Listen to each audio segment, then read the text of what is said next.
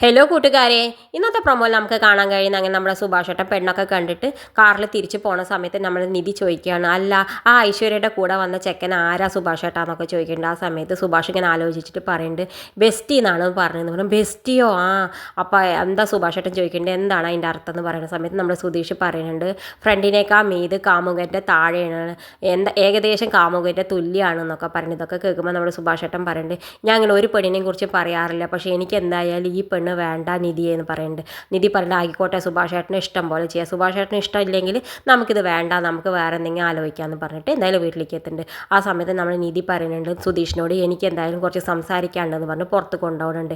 എന്നിട്ട് പറയുന്നുണ്ട്, നമുക്ക് സുനന്ദയുടെയും സുഭാഷേട്ടനെയും കല്യാണം നടത്തി കൊടുക്കണം, എങ്ങനെയെങ്കിലും ഞാൻ സുനന്ദയെ കൊണ്ട് സമ്മതിപ്പിക്കാന്നൊക്കെ പറയുന്നുണ്ട്. സുധീഷ് പറയേണ്ട, അവർ തമ്മിൽ പ്രേമം തന്നെ പറയാത്തവരെ എങ്ങനെ നീ കല്യാണം നടത്തി കൊടുക്കുന്ന പറയുന്നത്, അതൊക്കെ എനിക്ക് വീട്ടേക്ക് ഞാൻ ചെയ്തോളാം എന്ന് പറയുന്നുണ്ട്.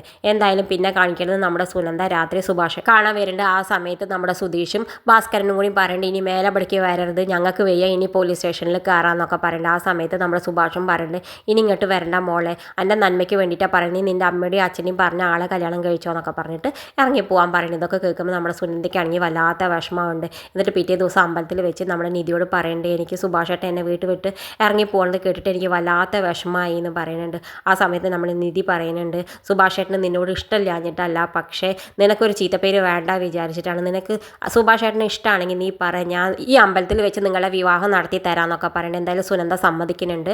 സുനന്ദയോട് പറയുന്നുണ്ട്, രാവിലെ 10 മണിയാകുമ്പോഴേക്ക് നീ അമ്പലത്തിലേക്ക് എത്തുമെന്നൊക്കെ പറഞ്ഞിട്ട് നിധി ഫോൺ കട്ട് ചെയ്യുന്നുണ്ട്. ആ സമയത്ത് സുനന്ദയോട് പറയുന്നുണ്ട്, നീ വരുന്ന സമയത്ത് നിന്റെ സർട്ടിഫിക്കറ്റ് ഒന്നും മറക്കണ്ട കേട്ടോ, എല്ലാം എടുത്ത് പോര്, ഞാൻ എന്നെ എല്ലാം മറന്നിട്ട് എനിക്ക് അബദ്ധമായി, നീ എല്ലാം എടുത്ത് പോര്, ഞാൻ ഒരിക്കലും എനിക്ക് അങ്ങോട്ട് പോകാൻ പറ്റില്ല എന്നൊക്കെ പറഞ്ഞിട്ട് എന്തായാലും ആ സമയത്ത് നമ്മുടെ സുനന്ദ അവൾ പറഞ്ഞ പോലെ എല്ലാ സർട്ടിഫിക്കറ്റും എടുത്ത് വെച്ചിട്ട് അവളുടെ അമ്മ പുറത്ത് ഇറങ്ങാൻ തഞ്ചം നോക്കിയിട്ട് അവൾ ഓടിപ്പോന്ന് അമ്പലത്തേക്ക് വരാൻ നോക്കുന്നുണ്ട്. എന്തായാലും അവളുടെ അമ്മ പിടിക്കുന്നുണ്ട്, അവൾക്ക് വരാൻ പറ്റുന്നില്ല അമ്പലത്തിലേക്ക്. എന്തായാലും ഈ കല്യാണം നടക്കില്ല. എല്ലാവരും അമ്പലത്തിൽ കുറേ നേരം കാത്തു നിന്നിട്ട് എല്ലാവരും വീട്ടിലേക്ക് മടങ്ങി പോകുന്നുണ്ട്. ഇത് കാണിച്ചുകൊണ്ടാണ് ഇന്നത്തെ പ്രൊമോ അവസാനിക്കുന്നത്. ഇതുപോലുള്ള പ്രൊമോ വിശേഷങ്ങൾ നിങ്ങളുടെ മുന്നിൽ എളുപ്പത്തിൽ എത്താൻ ഈ ചാനൽ ഒന്ന് സബ്സ്ക്രൈബ് ചെയ്യാൻ മറക്കരുത്.